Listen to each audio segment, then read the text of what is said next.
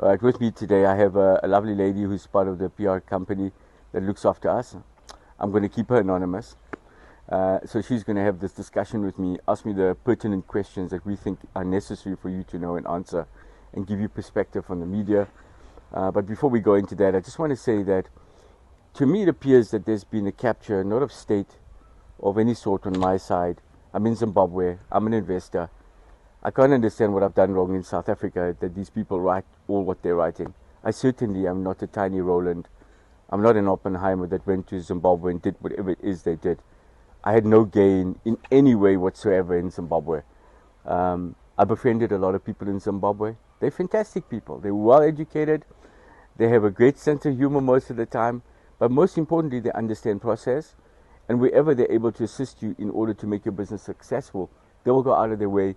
And that's not only one person. That's all the way from the president down to the people that work in our operations down there. So what the media doesn't tell you is that we have almost 3,000 people working in Zimbabwe, and more than that, directly and indirectly. And the good work that we do there, the involvement that we have in the local community, the clinics, the schools, all our contribution to that.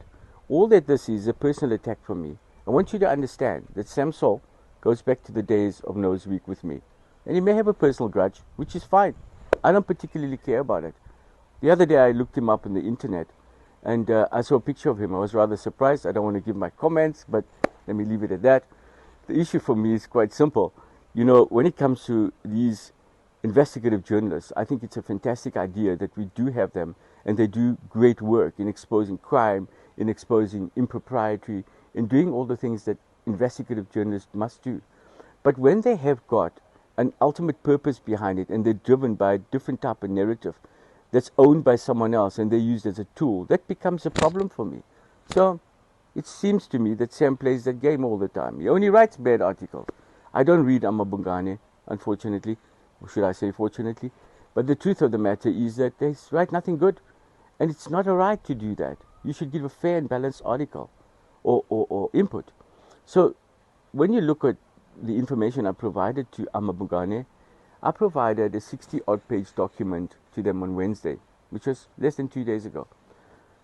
They've taken a long time to write all the things they've written, which is I don't know how many thousands of words, but I gave them at least 20,000 words of responses. They have these little snippets all over the place of my answers, which means they wrote the article long ago, guys, and they wrote it with an intention and a certain narrative that suited them. And then when they receive my answers from a fancy Italian attorney that writes to us from a fancy lawyer firm, don't want to mention his name, we'll get to him, the issue for us became the following. You can't in 12 hours or 18 hours give a proper use of the information we've given you so that you produce an article that's fair and reasonable as well as balanced. Instead, you've written the article and now you take Moti's answers and put them in highlight all over the place as though you are being fair insofar as journalism is concerned. Anyway, I'm going to pass over to my PR consultant so she can answer the questions or question me on some of the stuff that's in that article, and we can deal with it.